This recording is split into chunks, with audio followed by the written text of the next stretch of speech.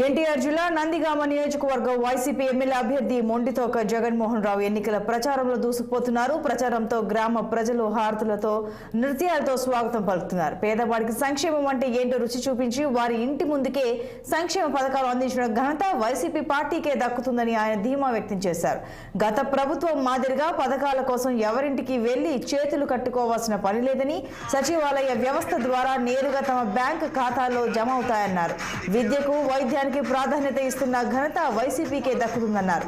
మహిళలకు అన్ని విధాలుగా అండగా ఉన్న వైసీపీ ప్రభుత్వాన్ని మరోసారి గెలిపించడానికి ప్రజలు సిద్ధంగా ఉన్నారని ఆయన స్పష్టం చేశారు.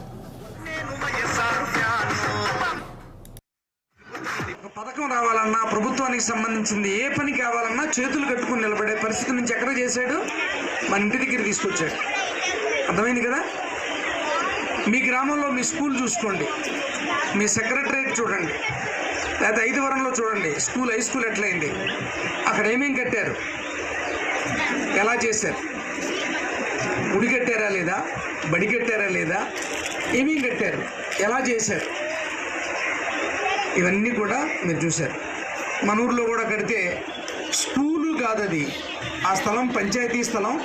స్కూల్ కావాలంటే ఎప్పుడో స్కూల్కి కొంచెం ఇస్తే స్కూల్ స్థలం అని చెప్పి అక్కడ బిల్డింగ్ కడితే దాని మీద కోట్లు వేశారు. సెక్రటరేట్ కట్టాం కదా, వాస్తవానికి స్కూల్ స్థలం కాదది, పంచాయతీ స్థలం.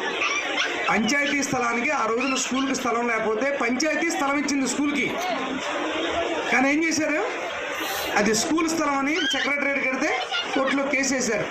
అంత ఖర్చు పెట్టి దాదాపుగా 40 లక్షలు 50 లక్షల పైన కట్టి ఖర్చు పెట్టి మనం ఇప్పుడు అది దాంట్లో ఉండాల్సి వస్తుంది కదా. ఇది మీ ఊరికి ఇన్ని వస్తే దీన్ని అభివృద్ధి అనరా అనరా డెవలప్మెంట్ కదా ఇది. అసలు మనం ఎవరి దగ్గరికి వెళ్ళకుండా చేతులు కట్టుకోవడమే పెద్ద డెవలప్మెంట్, గుర్తుపెట్టుకోండి.